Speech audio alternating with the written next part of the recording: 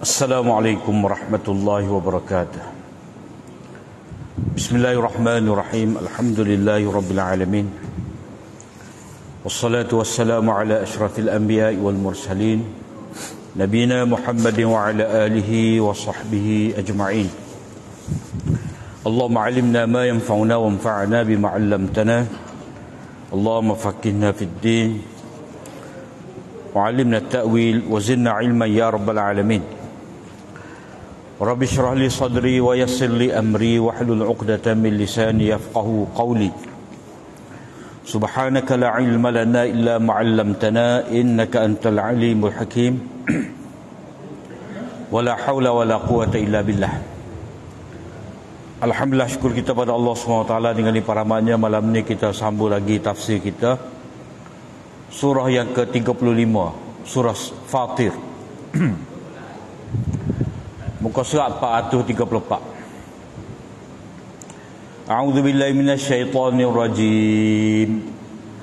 Bismillahirrahmanirrahim. Alhamdulillahi fatiris samawati wal ardi ja'ilil malaikati rusulan uli ajnihatin mathna wa thulatha wa ruba'. Yazidu fil khalqi ma yasha'. Innallaha ala kulli syai'in qadir. Ma yaftahillahu lin-nasi min rahmatin fala mumsika laha wa ma yumsik fala mursila lahu min ba'dih wa huwal azizul hakim. Surah Fatir ni surah Mekah juga, iaitu biasanya surah yang bermula dengan Alhamdu, Al-Fatihah, Al-An'am, Al-Kahfi, kemudian Sabah, serta surah Fatir ni pada surah kelima yang bermula dengan Alhamdu, segala puji bagi Allah. Maka dengan sebab itulah wajib kita bersyukur di atas nikmat-nikmat dia. Kebaikan semua surah ni adalah surah Mekah. Jadi surah ni surah kedua dalam kumpulan yang ke berapa ni? Dalam kumpulan yang ke-5 daripada pembahagian 7 bahagian Al-Quran ni. Surah Fatir adalah selepas daripada surah Sabah. Maknanya seperti yang kita selalu bicara, Al-Quran ini dibahagikan pada 7 bahagian. Ini kira-kira bahagian yang kelima lah. Bermula daripada surah Sabah dan dia berakhir dengan surah Hujurat. Jadi surah Fatir ni selepas daripada surah Sabah, kedua-dua surah ni ada persamaan, ada hubung kait. Antara persamaan yang ketara dari segi dia punya nazam dia tu bermula dengan Alhamdu, segala puji bagi Allah SWT. Dari segi persamaan itu banyaklah. Nanti kita akan sampai tempat dia kita akan sebut. Ayat ni dalam surah Fatir ni dia berkait dengan ayat mana dalam surah Sabah. Tetapi asal kandungannya itu dari segi persamaan adalah tentang tauhid kepada Allah. Cerita daripada awal sampai akhir surah ni adalah tauhid kepada Allah SWT dan membatalkan syirik. Serta Allah SWT menyebut dalil-dalil tauhid dan menjawab segala syubhat-syubhat golongan mukazzibin, golongan yang mendustakan wahyu Allah Ta'ala, golongan yang engkar hari akhirat. Segala syubhat mereka itu dijawab. Dan Allah SWT dalam surah ni menyebut pertama sekali tentang malaikat. Dia yang mencipta langit dan bumi, dan dalam masa yang sama juga dia mencipta malaikat. Ayat yang pertama ni, Alhamdulillah, segala puji bagi Allah. Maknanya apa jua pujian yang diberikan oleh makhluk kepada makhluk, sebenarnya yang layak adalah Allah Ta'ala, Khalik, pencipta kepada segala makhluk. Sebagaimana makhluk tu puji sesama diri dia, makhluk tu puji, tak kiralah manusia sendiri ke ataupun alam semesta ni, tumbuhan ke binatang ke, yang layak mendapat kepujian sebenarnya adalah Allah, kerana Allah Ta'ala lah ia mempunyai sifat-sifat kesempurnaan, kerana Allah SWT lah yang mencipta segala benda-benda yang manusia puji ni. Manusia puji seseorang kerana kecantikan dia, tapi siapakah yang mencipta kecantikan itu kalau tidak Allah Ta'ala? Manusia puji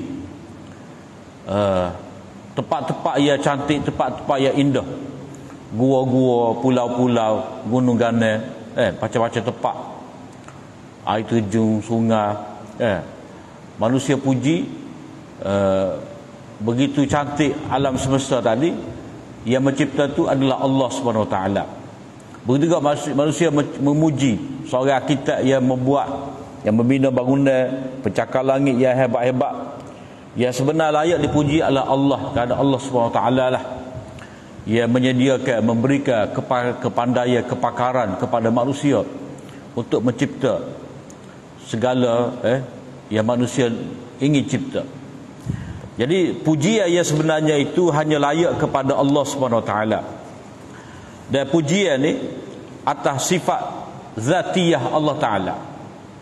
Pujian atas sifat zatiyah Allah Subhanahu Wa Taala kita puji, kerana Allah Taala memiliki segala sifat-sifat yang sempurna. Sebab apa dia layak dipuji? Kerana kesempurnaan dirinya, kesempurnaan zat dia. Begitu juga kesempurnaan perbuatan dia. Dia menghidupkan, dia mematikan, dia memberi mudarat, dia memberi rezeki. Maka segala pujian tadi diberikan kepada Allah SWT kerana kamaliyat, kerana kesempurnaan yang ada pada Allah SWT. Dan orang beriman, selepas daripada dia puji Allah SWT, maka dia kena sertakan dengan kesyukuran kepada Allah SWT. Kerana di bawah makna alhamdu itu ada makna syukur. Sebab apa? Sebab setiap kali kita menerima nikmat pada Allah SWT, kita bersyukur, kita akan kata alhamdulillah. Kita selepas daripada kita makan, selepas daripada kita tidur, selepas daripada kita buang air, alhamdulillahillazi azhaba 'annil adza wa 'afani. Segala puji bagi Allah Ta'ala yang telah menghilangkan daripada aku ni gangguan-gangguan. Kita duk mulah perut apa semua tu sekok senok. Kita puji pada Allah SWT kerana dia telah hilangkan gangguan yang ada dalam tubuh kita. Kita puji Allah SWT, tanda kita syukur. Jadi kita puji itu kerana kita mensyukuri, kerana dialah yang telah memberikan kepada kita apa yang kita perlukan. Maknanya atas sifat fi'liyah dia, atas sifat perbuatan dia yang memberi rezeki. Maka kita kena bersyukur, dan syukur tu adalah dengan cara kita ucap alhamdulillah, dan kita sertakan juga dengan amal soleh. Dalam surah Fatir, dalam surah Sahabat baru ni, i'malu ala Dawud syukra wa qalilun min ibadiyas syakur. Dalam surah Sahabat baru ni, pada ayat yang ke-13, i'malu ala Dawud syukra, beramallah keluarga Daud sebagai bersyukur kepada Allah SWT, kerana Allah Ta'ala telah memberikan kepandaian, Allah Ta'ala memberikan nikmat-nikmat. Jadi pujian tadi dia tidak terhenti setakat puji sahaja, tetapi kena zahirkan kesyukuran. Kesyukuran ni maknanya kemujuran lah, muju Tuhan bagi. Kalau tak ada benda ni, kita tidak dapat. Sehingga ucapan orang beriman dalam surga pun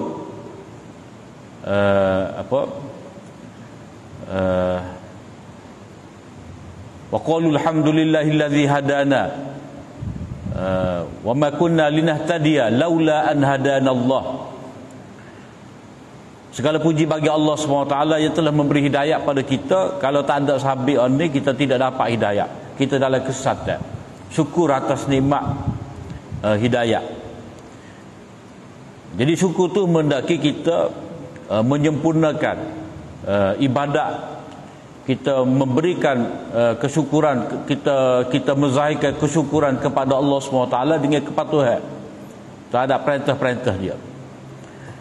Jadi apa juga pujian yang diberikan oleh makhluk sesama mereka itu, yang layak sebenarnya adalah Allah SWT. Jadi daripada awal lagi ayat ni memberitahu kepada kita tauhid. Alhamdulillah, syukur sebenar, syukur mutlak, pujian yang mutlak hanya untuk Allah Ta'ala. Kalau kita puji makhluk tu hanya dalam bersifat nisbi, sebab semua tu sebagai perantaraan. Kita dapat sesuatu daripada orang lain, itu Allah SWT jadikan orang lain itu sebagai asbab untuk kita dapat. Jadi di sini kita bila kita puji Allah Ta'ala, berarti kita isbat, kita sabitkan segala sifat-sifat sempurna hanya bagi Allah. Makhluk yang ada ni, dia tidak ada sifat kesempurnaan. Itu tauhid. Jadi asal kepada agama ni dia bermula dengan tauhid. Dan hakikat tauhid itu adalah syukur kepada Allah SWT. Jadi asal kepada agama adalah tauhid. Hakikat tauhid kepada Allah SWT itu adalah syukur kepada dia. Fatiris samawati wal ard. Dalil Allah SWT itu layak dipuji. Yang pertama di sini, Fatiris samawati wal ard. Dia mula mencipta langit dan bumi. Fatir. Mana dia yang mencipta langit dan bumi. Tidak ada sebelum daripada ni orang yang dapat mencipta langit dan bumi. Allah lah yang mula-mula mencipta langit dan bumi. Langit ni pula berlapis-lapis, 7 lapis. Yang kedua, ja'ilil malaikah. Sifat Allah Ta'ala yang kedua yang layak dia tu dipuji, kerana Allah Ta'ala itulah ia menjadikan malaikat ni sebagai utusan dia. Maknanya orang yang menerima arahan, orang suruhan. Mana Allah Ta'ala ni dia sebagai pencipta dan pentadbir. Jadi kalau kita tengok ayat fatir itu dengan maksud mencipta. Tak ada ia mencipta langit dan bumi ni, melainkan Allah. Ja'ilil malaika, Allah Ta'ala jadikan. Maknanya setelah Allah Ta'ala cipta malaikat daripada tiada kepada ada, dan dia telah menugaskan malaikat.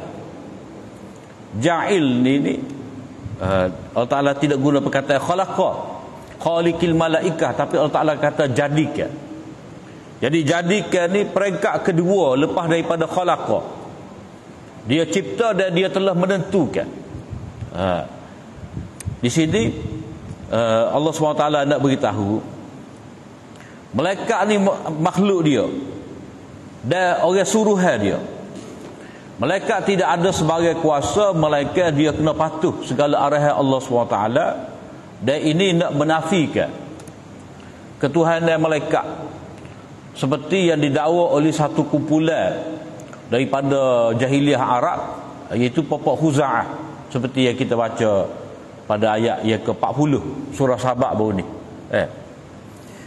Wa yawma yahsyuruhum jami'a thumma yaqulu lil malaikati ahaula'i iyyakum kanu ya'budun qalu subhanaka anta waliyuna min dunihim.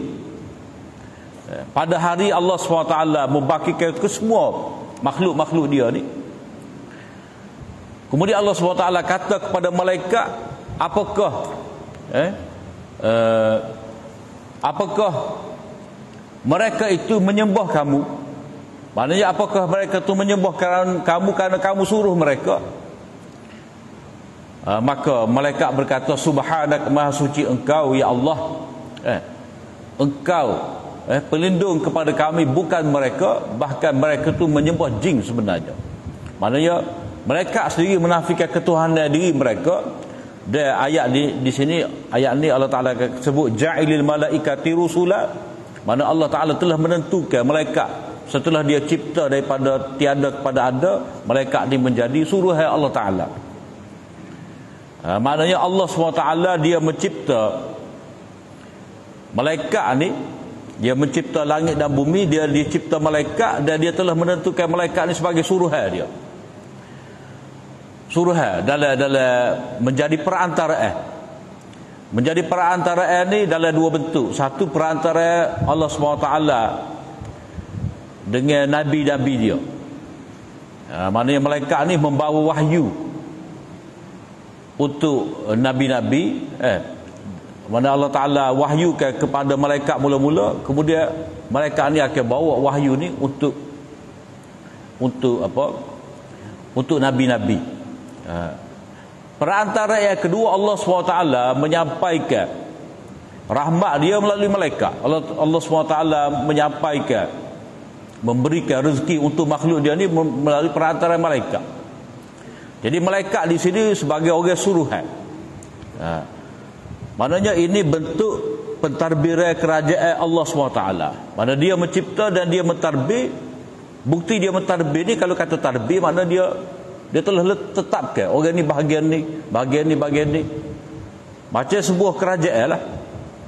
Kalau orang tu sebagai seorang Perdana Menteri, dah, maka dia akan buat kabinet dengan macam-macam portfolio. Oh ni bahagian tu, bahagian ni. Itu bukti dia mentadbir. Kalau dia jadi Perdana Menteri, semua portfolio dia pegang, orang tak panggil kerajaan, orang tak panggil pentadbiran tu. Orang panggil dictatorship, diktator. Dia berlaku. Itu tak mungkin berlaku dalam kerajaan. Jadi Allah SWT dia tunjukkan kekuasaan dia dengan mengarahkan malaikat buat kerja. Jadi setengah orang kata malaikat ni dia ada kuasa menurunkan hujan, maka kita minta hujan melalui malaikat. Itu akidah syirkiyah, syirik, salah. Malaikat menurunkan hujan, bawa hujan ni kerana dia arahan, menerima arahan daripada Allah. Rusulah. Rusulah, maknanya malaikat ni dia tak ada pilihan. Dia tidak ada pilihan. Malaikat dia kena buat arahan Allah SWT. La ya'suna Allah ma amarahum wa yaf'aluna ma yu'marun. Malaikat ni dia tidak derhaka kepada arahan Allah SWT dan mereka tu buat saja tanpa mempersoalkan apa kehendak Allah SWT. Mereka buat kepatuhan. Jadi perkataan rusulah tu menggambarkan malaikat ni di bawah kuasa Allah Ta'ala, di bawah pentadbiran Allah SWT. Cuma sini ni Allah SWT menyebut keistimewaan malaikat ni. Malaikat ni uli ajnihah, dia ada sayap-sayap. Ada malaikat yang ada 2 sayap masna. Ada malaikat yang 3 sayap. Dan ada yang 4 sayap. Ni 2 sayap, ni 3 sayap, ni 4 sayap. Lepas tu yazidu fil khalqi ma yasha, dan lebih pada itu lagi Allah Ta'ala boleh menambah. Ada yang macam malaikat Jibril itu 360 sayap. Jadi macam mana ada sayap banyak ni tak sedap fikirlah. Sebab kita tak pernah jumpa malaikat dalam rupa asal dia. Sebab Nabi SAW sendiri pun tengok malaikat dalam rupa yang asal 2 kali je. 2 kali je.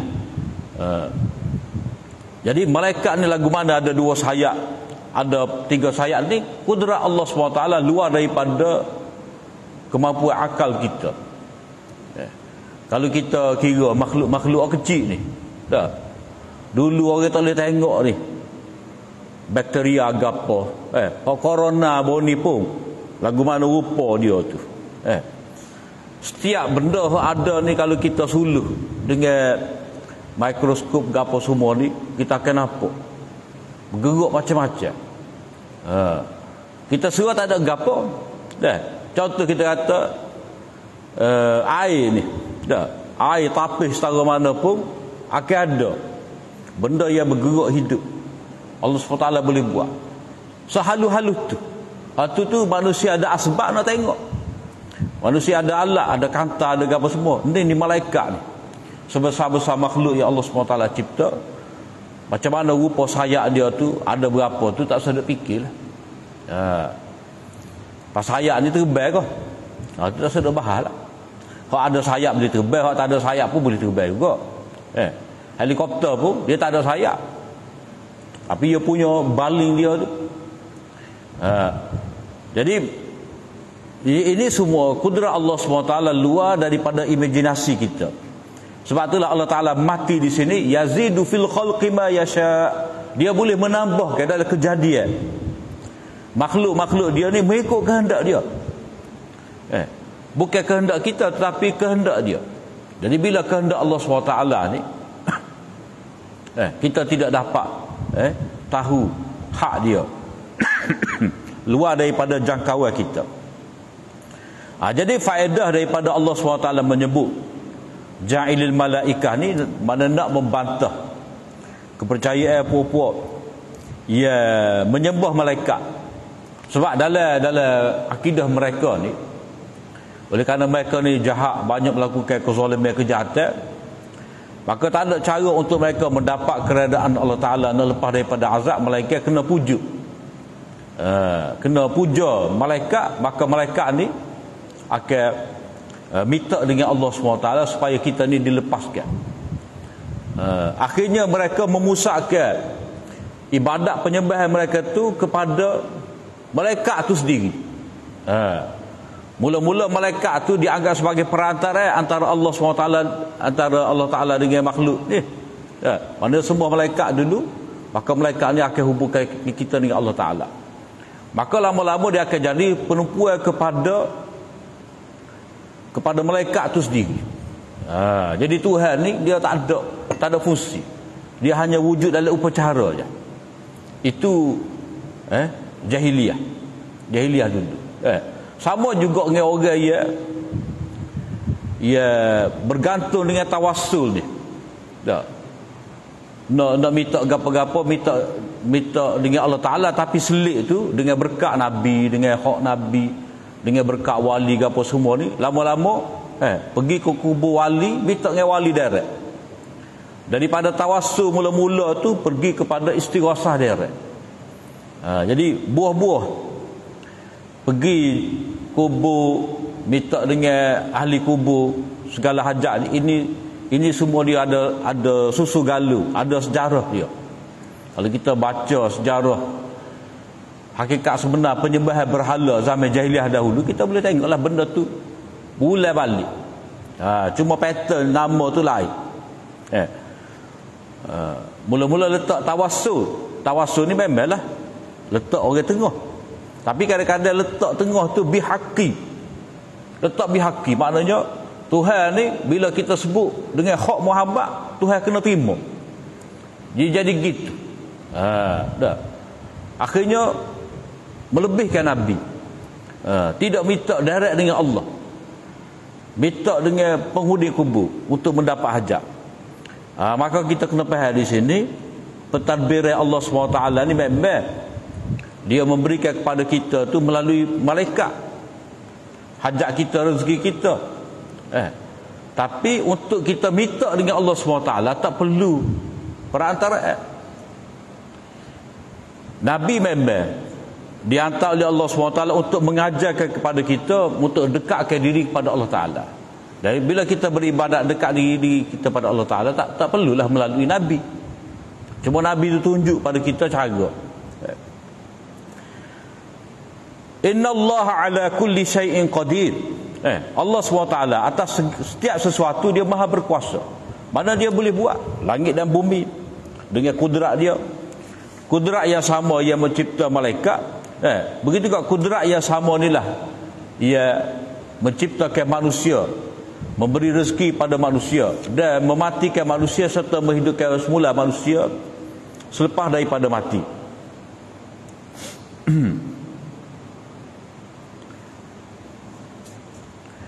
Ma yaftahillahu lin-nasi min rahmatin fala mumsika laha. Ini dalil kepada kudrat Allah Ta'ala, ataupun kalau kita bilang dalil yang keberapa ni?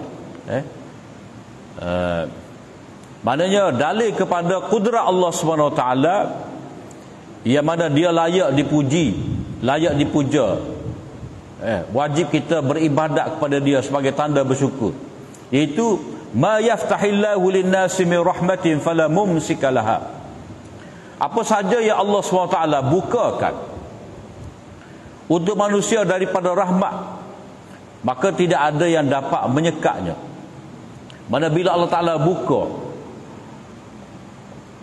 untuk manusia ni daripada rahmat dia, maknanya hak dia buka lah ni bukan semua.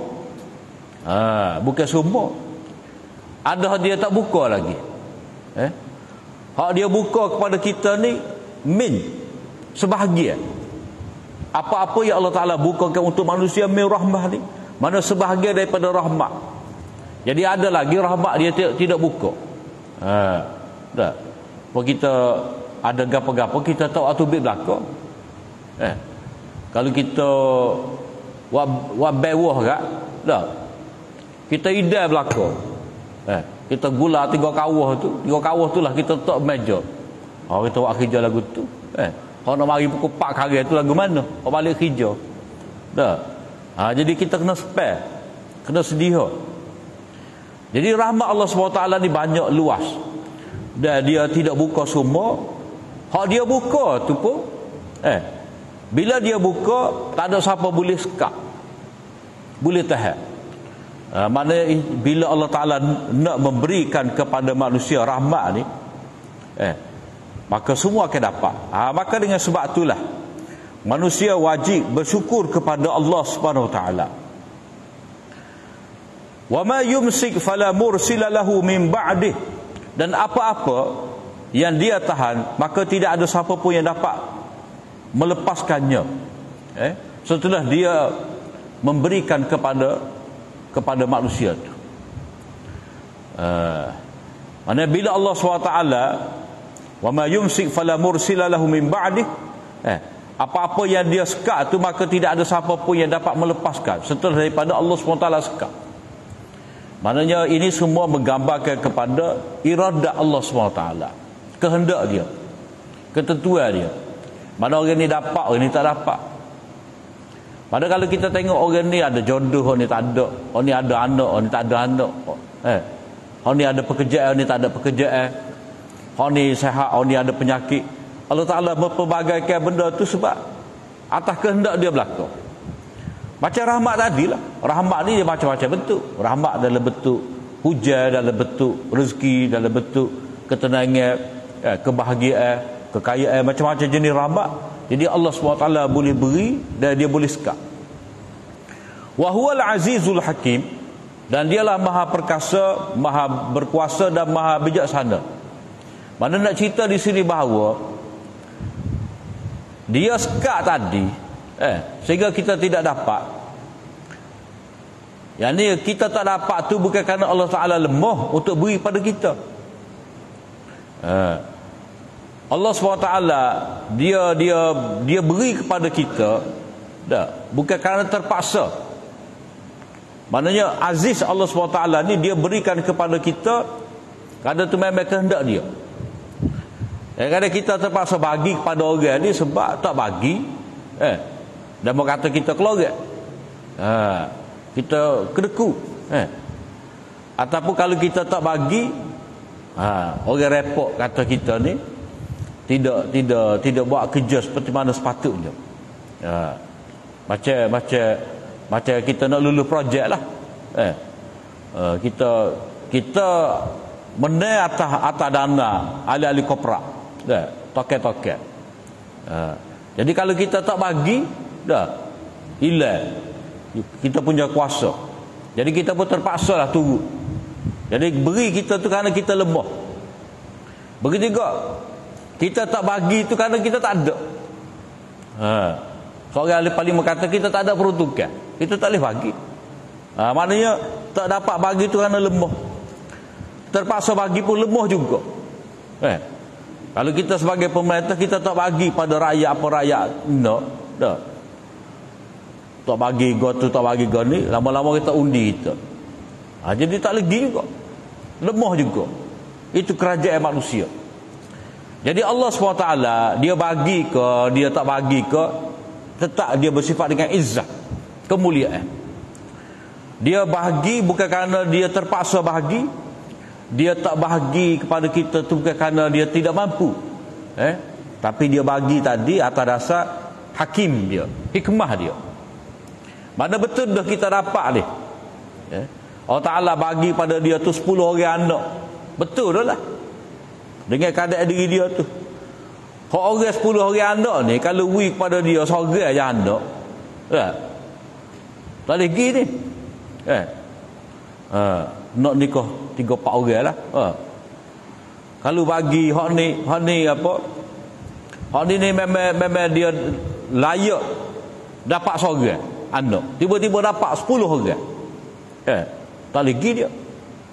Maknanya apa yang Allah SWT beri kepada seorang tu, sebagai contoh tadi, 10 orang anak ke, seorang anak ke, anak lelaki sahaja ke, anak perempuan sahaja ke, memang betul dah. Hikmah dia lagu tu dah. Sebab kita duduk lah ni lah, kita duduk zaman ni memang hikmah lah ni, betul dah hikmah kita. Kalau kita duduk zaman Nabi, tak tahu lagi kita alik mana ni. Alik Abu Jahal ke, alik Nabi ke, alik Abu Talib ke, tak tahu lagi. Jadi kita berada zaman ini betul dah hikmah Allah Ta'ala. Jadi Allah SWT beri kepada manusia tadi kerana hikmah dia, bukan kerana keterpaksaan dia tak bagi, bukan kerana kelemahan dia. Dia bagi, dia tak bagi kerana hikmah dia. Jadi bila Allah SWT bagi kepada manusia rahmat ni, dan tidak ada siapa pun yang dapat menyekat kepada Allah SWT, maka manusia kena ingat dan bersyukur. Ya ayuhan nasu zkuru ni'matallahi alaikum. Wahai sekalian manusia, ingatlah nikmat Allah. Kenangilah nikmat Allah. Jadi kalau kita tengok nikmat di sini, dia tulis dengan tak maftuhah. Tak tu dia buka. Tak terbuka. Bukan tak marbutah, tak simpul tu. Sebab setengah ayat nikmah tu dia buat ngeta bulat. Kalau ni tak terbuka, maftuhah. Nak cerita nikmat Allah Ta'ala ni luas, terbuka. Patut dikongsi. Patut dikongsi bersama. Jadi Allah SWT kata, ingatlah nikmat, kenangilah nikmat Allah SWT alaikum, yang meliputi kamu. Meliputi maknanya start daripada atas sampai bawah, semua tu dalam kita berada dalam nikmat Allah SWT. Hatta hak udara kita ni, kita ni kalau kipas tak musim lemah, duk kuat gini ni. Begitu tengok kita ni, kalau hujan lebat sejuk tak boleh kita ni, kena ada pemanas. Kalau kipas kita ni tutup aircon, kalau pak air putih tu kena hidup api pula. Ataupun kena ada heater pula rumah. Orang putih kan dia tak guna kayu api dah dalam rumah dia tu. Dia pasal heater pula, pemanah. Maknanya manusia ni dia mendapat nikmat Allah SWT pada batas tubuh dia, pada pakaian dia, dan pada persekitaran dia. Dia perlu kepada nikmat Allah SWT. Nikmat udara yang panas pada ketika sejuk, nikmat udara yang sejuk ketika panas. Itu diperlukan oleh manusia. Jadi Allah SWT memerintahkan kepada manusia supaya ingat, syukur. Jadi zikrullah, ingat, berterima kasih kepada Allah. Hal min khaliqin ghairullah, apakah ada sebarang pencipta selain daripada Allah? Yarzuqukum minas sama'i wal ard, yang mana dia memberikan rezeki kepada kamu dari atas langit, mana hujan mari daripada langit, wal ard, daripada bumi, atas bawah rezeki untuk kita. Jadi Allah Ta'ala tanya di sini supaya kita mengaku bahawa tidak ada yang lain. Jadi Allah SWT sebut kepada kita di sini supaya kita ingat nikmat dia sebagai tanggungjawab kita, dan dialah yang memberikan kepada kita. Allah SWT memberikan kepada kita ni oleh kerana dia sebagai khalik. Dia khalik yang mencipta bumi, mencipta langit, mencipta malaikat untuk kepentingan kita ni. Di sini hal min khaliqin ghairullah, nikmat Allah SWT jenis yang pertama ni, dia mencipta kamu, maknanya daripada tak ada kepada ada. Dalam istilah dia panggil nikmatul ijad. Nikmatul ijad, menjadikan kamu daripada tiada kepada ada. Nikmat yang kedua di sini yarzuqukum, dia memberikan rezeki kepada kamu. Dia panggil nikmatul imdad, nikmat terus menerus, nikmat sokongan, ataupun dipanggil juga sebagai nikmatul ibqa, untuk kamu kekal hidup ni dia memberikan rezeki. Mana perlu, mana wujud ada daripada tiada tu satu nikmat yang besar. Mana kita dilahirkan, mana bila kata telur ayah kita tu bersenyawa dengan telur mak kita lekat di perut tu, dah siapa masa dia dalam hadis sebut hari ke 40 lebih, 41, 42 ditiupkan roh. Dah ditiupkan roh. Jadi ditiupkan roh tu maknanya roh ada dah. Pada alam arwah tu ruh ada dah. Cuma sudah tiba masa dia ruh tadi diletakkan dalam tubuh. Maknanya tubuh kita ada dah. Tengah nak terbentuk tubuh kita dalam rahim ibu tu. Jadi di situ bermula kewujudan tubuh kita. Kewujudan ruh tu lama dah. Kewujudan tubuh kita. Maknanya kita ada dah. Kita telah ada. Ruh bercantum dengan tubuh. Wa izan nufusu suwijat. Apabila ruh itu dipasangkan dengan tubuh, itu hak akhirat. Hak ni hak dunia ni. Ruh tu dimasukkan dalam tubuh, maka bermulalah kejadian kita. Jadi untuk meneruskan kejadian kita ni, maka Allah SWT jadikan ibu kita tu perantaraan. Kita sebagai bayi ni duduk dalam perut, Allah Ta'ala bagi makan dia melalui tali pusat. Apa yang ibu makan, dah anak terima. Apa yang dimakan oleh ibu, anak terima. Siapalah cukup. Cukup masa dia dilahirkan, Allah SWT memberikan kepada manusia ni terus menerus nikmat dia. Dipanggil nikmatul imdad. Dia duduk, dia diberikan susu, dah diberikan baju, selimut, apa semua, stocking, dah susu macam-macam. Siapalah dia besar. Terus menerus nikmat Allah SWT kepada manusia tu. Sehingga dia ada ilmu, dah ada ilmu, ada pasangan, ada pekerjaan, ada anak pula, ada cucu pula. Itu dia panggil nikmat imdad. Maknanya di sini Allah SWT sebagai Khalik mencipta kamu daripada tiada kepada ada, kemudian dia memberi rezeki kepada kamu. Yarzuqukum. Yarzuqukum ni kalau kita belajar fi'il mudhari', maknanya berterusan. Sentiasa ada rezeki untuk kamu dalam pelbagai bentuk. Bila begitu, la ilaha illahu, tauhid uluhiyah. Tiada Tuhan yang berhak disembah melainkan dia saja. Fa anna tufakun. Jadi macam mana manusia tu boleh terpesong? Mana dia tinggalkan tauhid, lalu dia menyembah selain daripada Allah Ta'ala, antaranya dia sembah malaikat, ataupun dia seru wali-wali untuk hajat dia, sedangkan Allah SWT tempat yang patut dia berdoa meminta, dia sembah selain daripada Allah Ta'ala. Jadi la ilaha illahu tu maknanya natijah daripada dalil-dalil tauhid tadi, dia kena beribadat kepada Allah. Sebab ilah tu maksudnya kita memberikan ibadat kita hanya kepada Allah. Jadi alhamdulillah tu puji Allah Ta'ala. La ilaha illallah tu maknanya ibadat sebagai tanda syukur. Jadi tengah-tengah tu fatiris samawati wal ard, yazidu fil khalqi ma yasha, innallaha ala kulli syai'in qadir. Allah Ta'ala buka rahmat, memberi rezeki, dia aziz hakim tu, itu semua dalil-dalil dia layak dipuji. Maka natijah dia la ilaha illahu, tidak boleh sembah melainkan dia saja. Fa anna tufakun, ini macam syakwa, rungutan. Mana macam mana dalam keadaan jelas bukti-bukti tauhid kekuasaan Allah SWT, tiba-tiba manusia tu berpaling daripada tauhid, berpaling daripada Allah. Dia boleh sembah berhala, dia boleh minta dengan kubur, dia boleh minta dengan wali.